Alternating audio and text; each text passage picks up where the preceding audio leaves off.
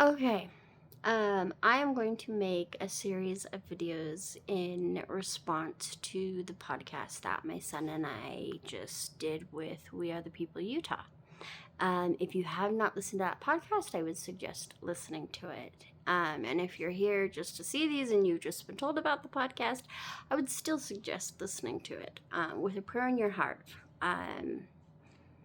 to know whether what I said is true or not, because I promise the Holy Ghost testifies of all truth, um, whether that truth be good or bad. And so, if you are here listening to these and you haven't made up your mind yet, then I would still keep a prayer in your heart that as I am talking, that if I am speaking truth, the Lord will witness of that truth to you in whatever way that you can recognize Him.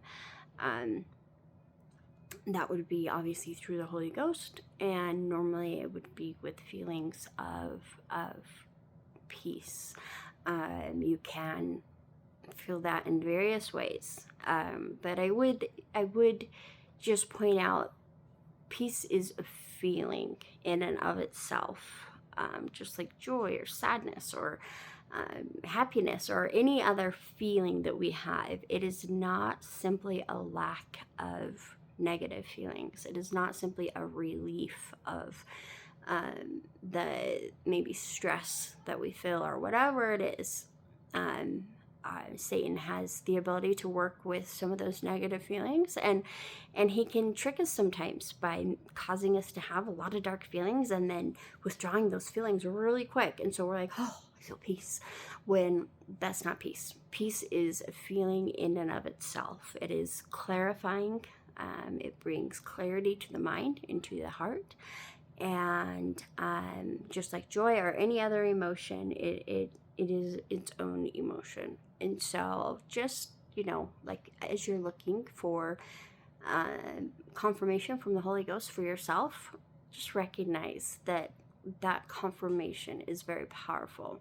And if you are feeling those emotions, then that is normally coming from the Godhead, because it's very hard to make those things up ourselves. But the peace that comes from the Godhead for me, I cannot make it up myself. It's almost like it comes from without, and I feel it within, but I am not creating that emotion. I am feeling the reality of something through the Holy Ghost. Anyway, I've just seen different things, and yeah. So just make sure when you're looking for a confirmation from the Holy Ghost that you are actually feeling a feeling that is not yours, you're not producing, and it is from the Godhead. It is actual peace and not just a relief or a taking away of the dark feelings, because that is one way Satan can confuse us. And Satan can use calm too. He can just make us feel calm about something. That's not peace either. So make sure you know what peace is what I'm saying, because these are very hard things I am asking everyone to believe in. Both the good and the bad are hard things I'm asking everyone to believe in. I can step back and look at myself from several years ago, and before I was able to have the opportunity to hear the voice of the Lord and then to see the Lord, and I can recognize that is something that takes people off guard. It doesn't seem like a very common occurrence. It has become more common, I think, and it's becoming more common now as the heavens are open, and the Lord is preparing for not only His return, but for what will happen before His return. And we're gonna, I think, make some videos talking about that, because I think it's important that everybody know what time we're living in and kind of understand how my story fits into God's timeline. And I think really that's the purpose of this series I'm gonna do.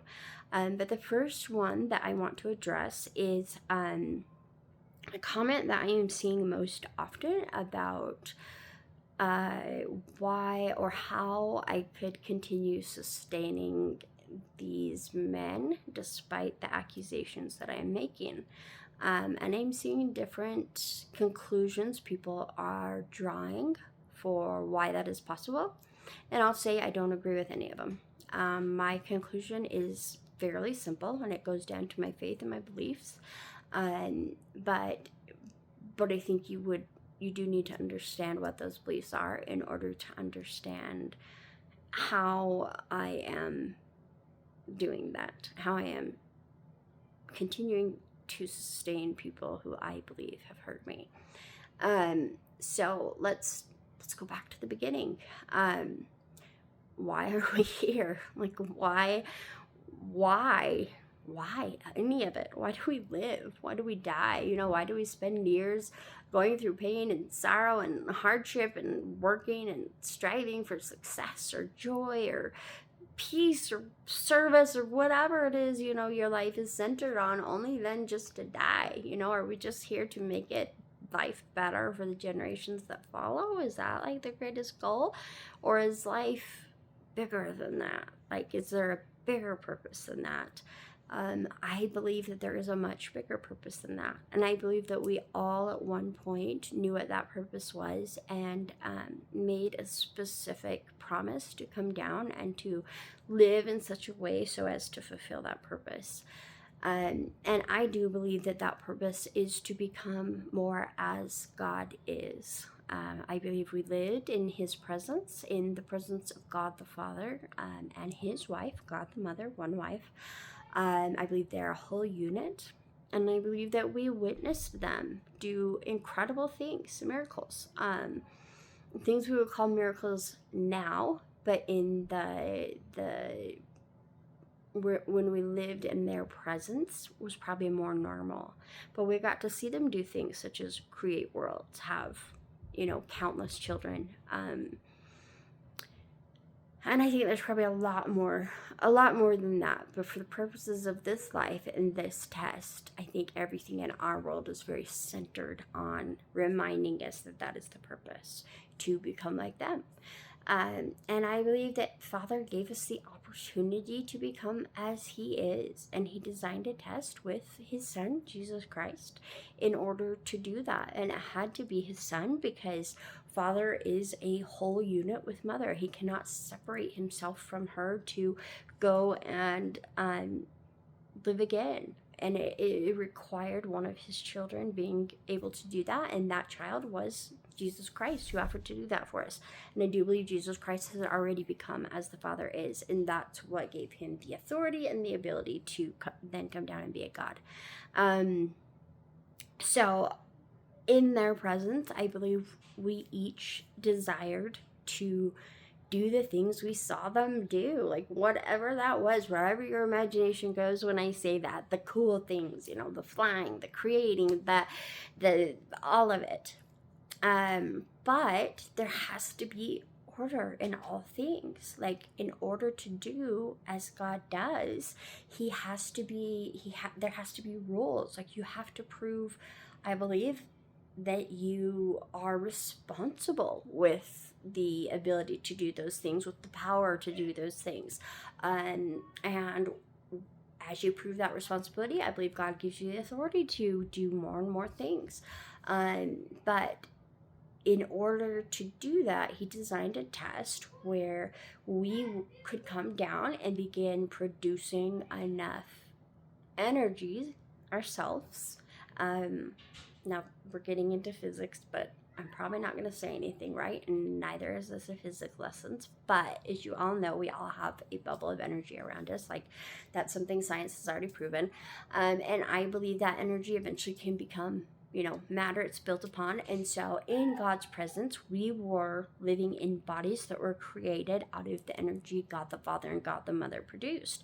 And so those bodies didn't have the option of sinning. Not that maybe we want to sin, but it meant that we didn't have the complete freedom, to make all of our own choices, because in their presence, living in bodies that were essentially a piece of them, they couldn't sin because they can't come down. God's earned a certain level of, authority and responsibility, and it can't come down from that level. And so we had to live as they are. And maybe that's what we eventually wanted to get to, but we wanted to be able to produce enough energy from our own intelligence, from our own mind, in order to do that. Because I believe God creates everything he creates out of the glory he produces. So like you think of a light bulb shining, and all of those little photons and things, those are actual pieces of his glory. And I believe he takes from that glory, and everything he creates comes from that. And so if we eventually want to create as he creates, we have to then create that glory ourselves. So we have to earn a level of glory where we're producing enough not only for our own body, but enough to take from that body we're producing and create other things. Anyway, that, and we can talk more about that. But anyway, so God created a plan where he said, simple, let's send you down. Let's see if you can live in such a way as to produce glory, which the glory has to be pure, it has to be righteous, like for it actually to have strength, it has to be like white. What's the color white do? It soaks up all the colors, but then it reflects them. Not black, like black soaks up all the color and keeps it. White, you guys, I'm sorry, my mind goes all places, but anyway, so a pure energy is all I'm trying to say. So he said, let's go down and see if your intelligence can begin creating enough energy that you could even have a body. You could create enough energy even to have a body in heaven. And so he created a test where he gave our intelligence a body made out of the matter of this world, the kingdom of this world, and gave us a plan where there would be choices we could make, and as we made those choices, we would slowly produce more and more energy. And if we did as he asked, if we did as he said, then he would then teach us how to produce more and more to finally eventually produce enough that when we get back to be in his presence, we can hopefully do a little bit of what he does. We can create something, be it a flower, I don't know, you guys, whatever you want to create, but something we can take from the glory we will eventually produce and make something. Now, I understand I'm asking you to believe a lot, and this is like a lot of information. I get that, and I'm sorry. I'm trying to tell you why I sustain the leaders, but it's important that you understand what my beliefs are. So, God said, I'm going to send you down to this world. I'm going to give you a body that's made out of the matter of that world, but I am going to allow you to start to become as I am in that world. And how will I do that?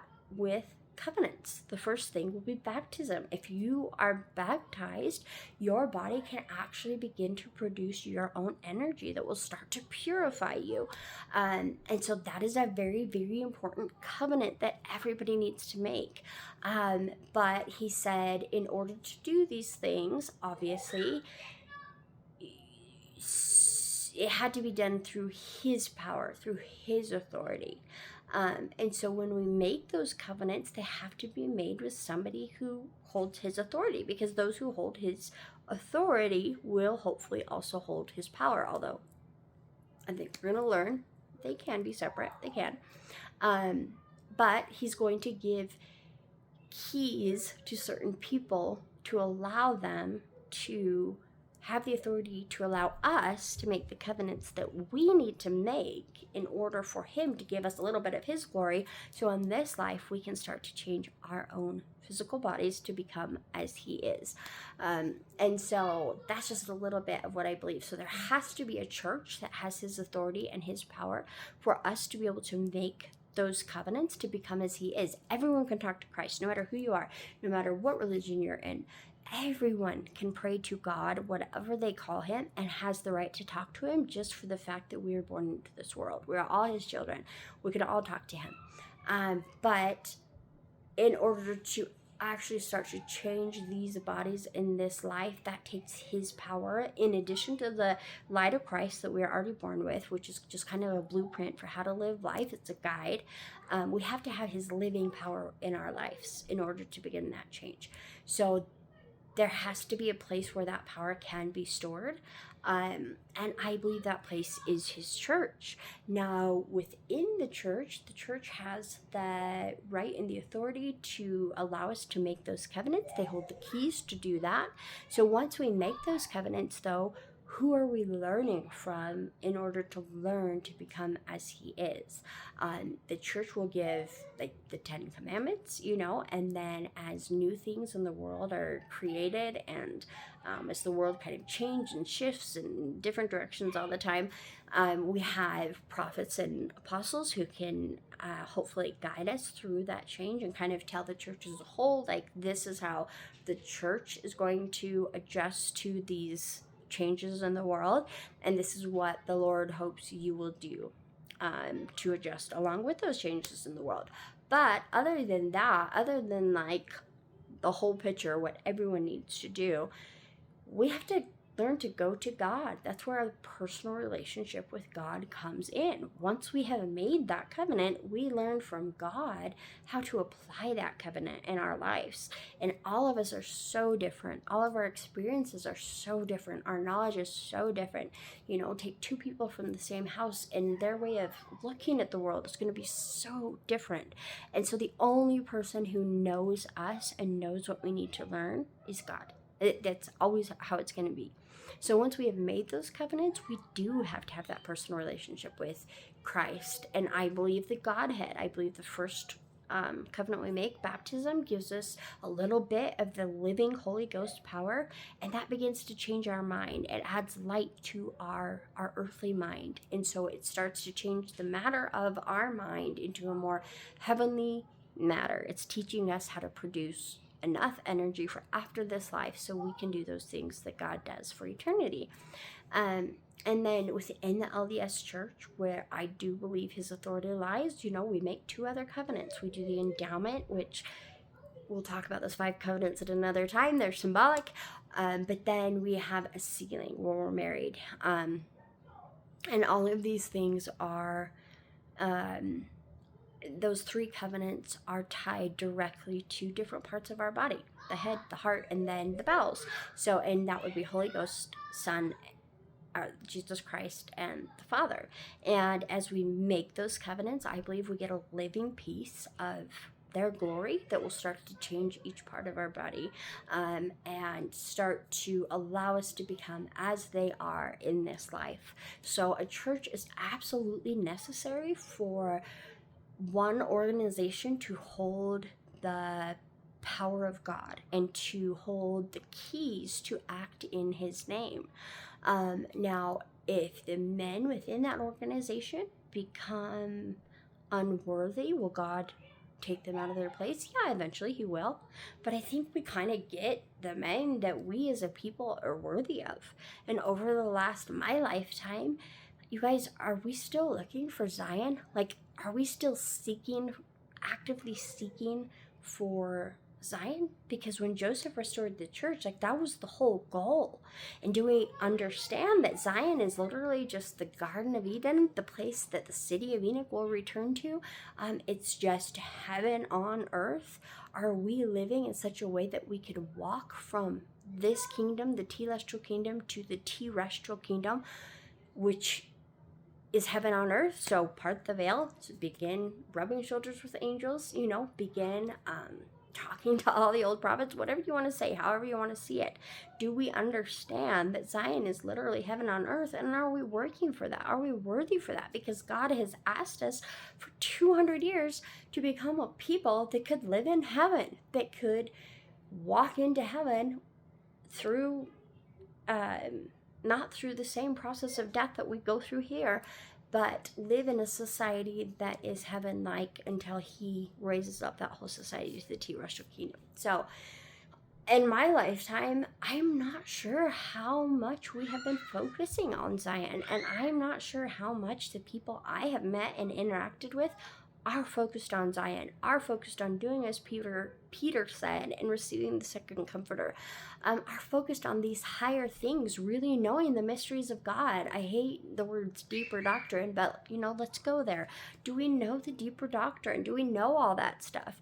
And if I look at my life, I can't judge everybody, and I don't want to judge everybody, and I want to believe that everyone is wonderful and perfect and ready to go Zion right now, but I don't believe that's how Christ sees us right now. And I believe that he has given us leaders that in fact reflect maybe the hearts of the people. And maybe the hearts of the people have become a little bit lazy in their effort to truly restore God's kingdom to earth.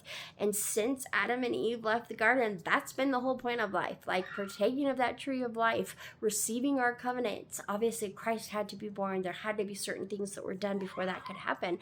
But that's been the goal. Like since Adam and Eve, that has been the goal. Adam talked about the second coming in his final days to his children. So all I'm saying is, like, how hard are we working to bring heaven to earth, to bind them as one? And everything, you guys, is symbolic. Absolutely everything is symbolic. The fact that we have a church is symbolic of our physical body, and then our relationship with God, our spirit, is symbolic of our spirit. And we can get into more of that later. But heaven and earth, heaven is literally just around earth. It's the telestial and the terrestrial kingdom. Obviously, the city of Enoch has been celestialized, but we can even talk about that later. Christ had to have a place to go after he died. So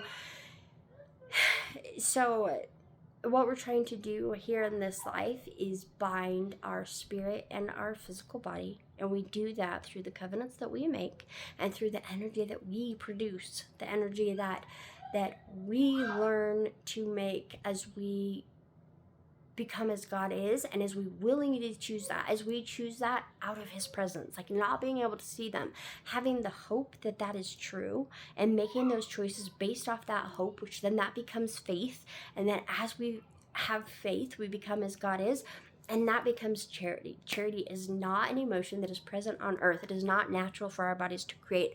That is something that God gives us. So if you have hope and you have faith and you are applying those constantly, God will give you charity, and through that charity, you will begin to change. And so it is necessary that there is a church representing our physical bodies, that there is a relationship that we have with God representing our spirits, and that those two are bound. And just as earth and heaven will be bound, when Zion is actually created and established, there will be a literal binding, a literal sewing of energy between earth and heaven, and that will create Zion.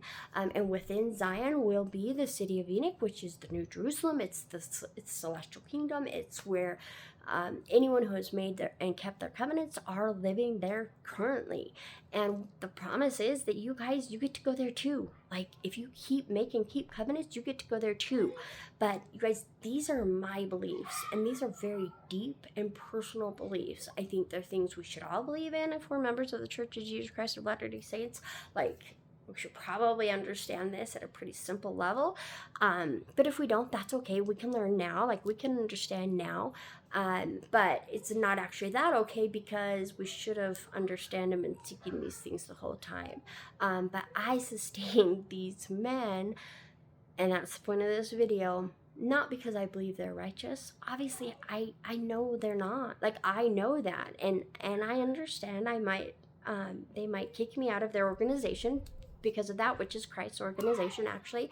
But I think Christ will take care of me. Like, I think he has my back. I think he's preparing another organization where those of us who are prepared can join. I happen to know he is. And so, I don't want to be kicked out of this church before that organization is ready. The Church of the Firstborn is established. Like, I don't want to lose my membership, but I will. Like, my testimony is true. These men have done very corrupt and wicked things, and they are involved in very corrupt and wicked things just by my knowledge and my experience. Like, that's what I am testifying to. But my faith and my belief is not in these men. These men don't own the church. They don't own the power of God. They may hold the keys right now, just as wicked men all throughout the scriptures have held the keys when the people have become lazy and idolatrous, when the people were worthy of wicked men, then wicked men have been put in place. They have been established, like Abinadi, Zedekiah, Saul, with King David. Like, you guys, this is not a new story. I am not telling you a new story. And so, but my faith is that the power of God was restored to earth through Joseph Smith. And the power of God will not ever again be taken from the earth. His keys will never again be taken from the earth. And I do believe the power of God is currently in the Church of Jesus Christ of Latter-day Saints. I also believe that's very shortly going to change. The Church of the Firstborn is going to be established before we get to Zion. Like, can't establish Zion without having a foundation to build upon. It's. I hope that makes sense. And so, I do know that church will be established, but right now, I know the power of God is in the Church of Jesus Christ of Latter-day Saints, and my faith has nothing to do with the men that lead it. It has to do with Christ and his plan, and understanding his plan, and understanding how important it is that I make and keep the covenants that are in his church for as long as I am able. And that's all that I'm doing. I'm being faithful to those covenants, and I have made covenants that bind me to his power, and the authority to use that power is within his church. And right now, that is the Church of Jesus Christ of Latter-day Saints. And if that changes, you guys, I'll be the first one to tell you. Like, hopefully I can be there. Hopefully I'll be alive. And I will be the first one to tell you. But right now, like, it is what it is. And if I'm kicked out of this organization, I think Christ will have my back, because he's the one who had me testify of these bad things. He is the one who asked me to do it. What brought it about was actually a living Latter-day miracle. And I know people will think that's crazy, because, like, if I'm testifying of bad things, then that's just crazy that a miracle could make that happen. But it's true. It's true. And it was necessary for me to testify of these things, because I didn't want to talk about them at all. But anyway, so I hope that makes a little bit of sense about why I am still sustaining these men. I'm not sustaining these men as righteous men. I am sustaining these men as currently holding the keys of the kingdom, of currently holding the keys. And I believe that God's power is here in this church. Just not gonna go there, but yeah.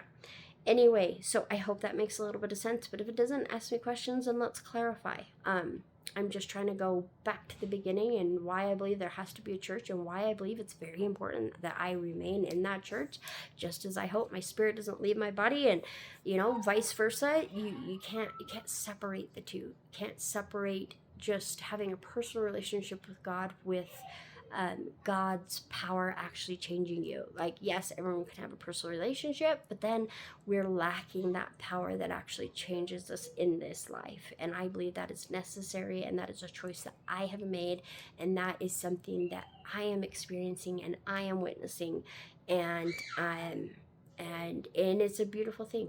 So I sustain these leaders as holding the keys, and they are not the first leaders to hold keys that have themselves been tempted by the world. But Christ always takes care of it, you guys. And I know that.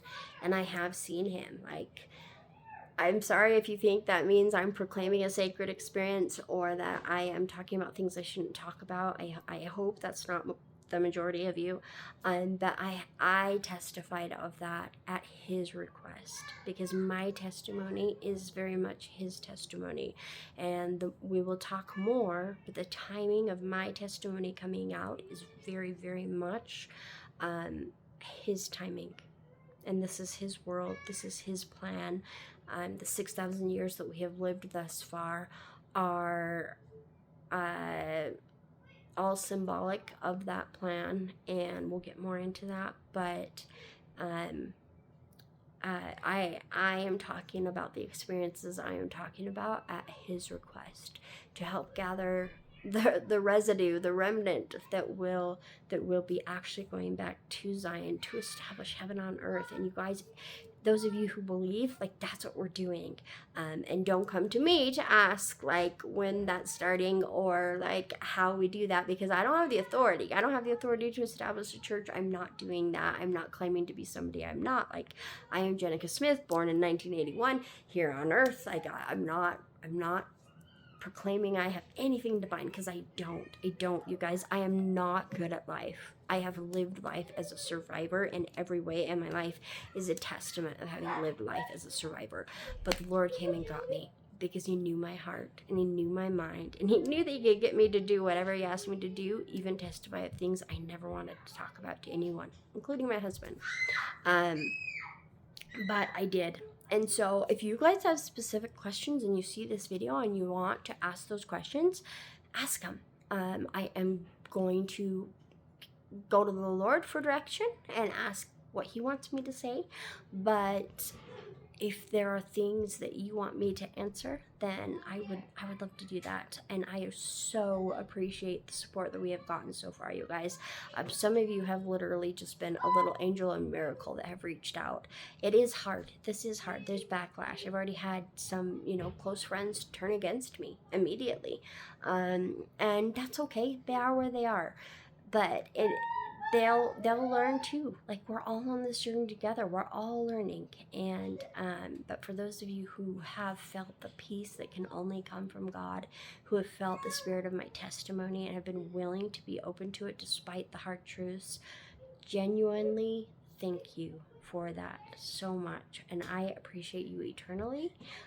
You are doing more than you think you are doing just by reaching out and showing your support. And so, anyway, that is my first answer. And then maybe I'll record another of these in a few minutes. I don't know. I'm just following the Lord, you guys, and this is a day-by-day thing. And I would hope you all are doing the same, because when he gathers you to his side, you're going to have to be able to recognize his voice and to know exactly where he tells you to go and what he tells you to do. Kids are getting antsy out there. Anyway, so I'm going to go ahead and end this, but hopefully that makes some sense.